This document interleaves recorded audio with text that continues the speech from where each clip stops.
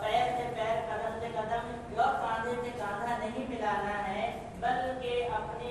پیروں کے درمیان 4 انگلیوں کا فاصلہ رکھنا ہے۔ یہ حدیث میں کہیں حدیث نہیں کہ 4 انگلیوں کا فاصلہ رکھیے اور قدم سے قدم اور کاندھے سے کاندھا مت ملائیے، ایسا نہیں ہے، یہ حدیث کے خلاف ہے۔ اسی طریقے سے پھر ہم نے یہ بھی بتلایا تھا کہ نگاہیں ہماری جو ہوں گی وہ سجدے کی جگہ میں ہوں گی، سجدے کی جگہ میں پوری نماز میں نگاہ سجدے کی جگہ ہونا چاہیے، نہ کہ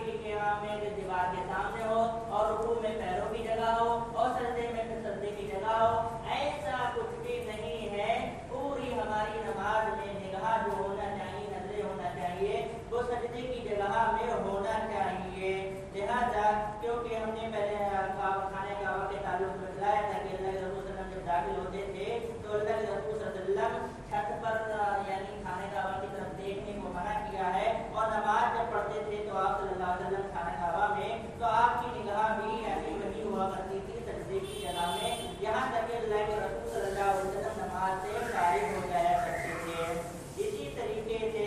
آنکھیں بند نہیں کی جائیں گی نماز میں۔ بہت سارے مسلمان نماز میں پڑھتے ہیں تو آنکھیں اپنی بند کر لیتے ہیں، بند نہیں کی جائیں گی، بلکہ نگاہیں کھلی ہوئی رہنا چاہیے۔ اسی طریقے سے نماز میں ادھر ادھر نہیں دیکھنا ہے۔ صحابی رسول نے اما عائشہ رضی اللہ تعالیٰ عنہا نے رسول اکرم صلی اللہ علیہ وسلم سے التفات کے بارے میں پوچھا، اللہ کے رسول صلی اللہ علیہ وسلم نے التفات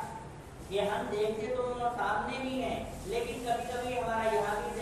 نگاہ ہوتی ہے، یہاں بھی نگاہ ہوتی ہے، تو اس کے بارے میں بتلائیے۔ اللہ کے رسول نے فرمایا یہ چوری ہے اور یہ شیطان جو چوری کرتا ہے مسلمان کی نماز کی چوری اور ڈاکہ ڈالتا ہے۔ اسی طریقے سے جان بوجھ کر کے نماز میں دیکھنا نہیں ہے۔ اسی طریقے سے اب جب ہم کھڑے ہو گئے ہیں تو ہاتھوں کو ہمیں کہاں باندھنا ہے، اس کی پوری ہم نے تفصیل بتلاتی ہے کہ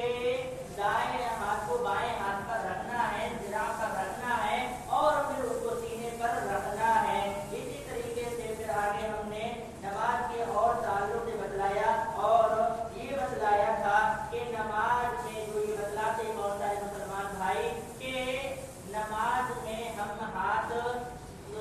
سرہ یعنی ناک کے نیچے باندھیں گے تو ناک کے نیچے کی حدیث ضعیف ہے، سرہ کا لفظ نہیں ہے، تحت سرہ نہیں ہے، بلکہ حدیث کا لفظ فوق سرہ ہے، یا تو سینے پر باندھے یا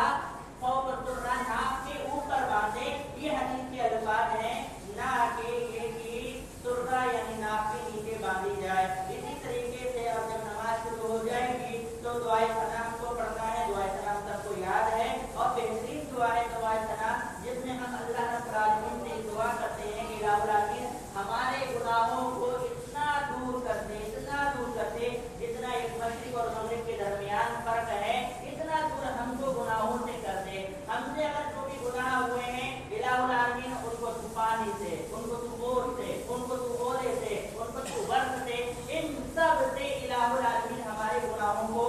دھل دے، یہ ہم اللہ رب العالمین سے دعا کرتے ہیں۔ پھر تعوذ پڑھنا ہے، تسمیہ پڑھنا ہے، یعنی اعوذ باللہ پڑھنا ہے، پھر بسم اللہ الرحمن الرحیم پڑھنا ہے، پھر ہمیں نماز شروع کر دینا ہے اور نماز جب ہم شروع کریں گے تعوذ اور تسمیہ کے بعد تو ہمیں اب سورۃ الفاتحہ پڑھنا ہے۔ سورۃ الفاتحہ پڑھنا ہے چاہے ہم اکیلے ہوں یا امام کے پیچھے ہوں یا کسی بھی حالت میں، یا ہم سنت پڑھ رہے ہوں یا فرض یا ہم نفل پڑھ رہے ہوں، ہمیں ہر حال میں تعوذ یعنی سورۃ الفاتحہ ہے، جس کے تعلق سے اللہ کے رسول صلی اللہ علیہ وسلم نے یہ ارشاد فرمایا لا صلاۃ لمن لم یقرأ بفاتحۃ الکتاب، اس مسلمان کی نماز نہیں ہے جس نے سورہ فاتحہ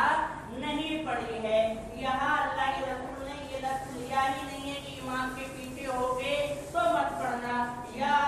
اکیلے ہو تب پڑھ لینا، ایسا کہیں نہیں، پورا عام حدیث کا لفظ ہے کہ آپ کی کوئی بھی نماز ہو، نفل ہو، فرض ہو، امام کے پیچھے ہو یا آپ خود اکیلے نماز پڑھ رہے ہو، آپ کو سورۃ الفاتحہ پڑھنا پڑے گی، اور نہیں پڑھیں گے تو کیا نقصان ہوگا؟ نقصان یہ ہوگا کہ اللہ کے رسول صلی اللہ علیہ وسلم کی حدیث ہے کہ وہ ناقص حدیث، وہ نماز ناقص ہے، وہ نماز ناقص ہے۔ لہٰذا کیوں سورۃ الفاتحہ یہ نماز کا رکن ہے، نماز کا پلر ہے، جیسے کوئی مسجد کوئی گھر ہوتا ہے اور اس میں پلر و ستون ہوتے ہیں، اور جیسے اسلام کی بنیاد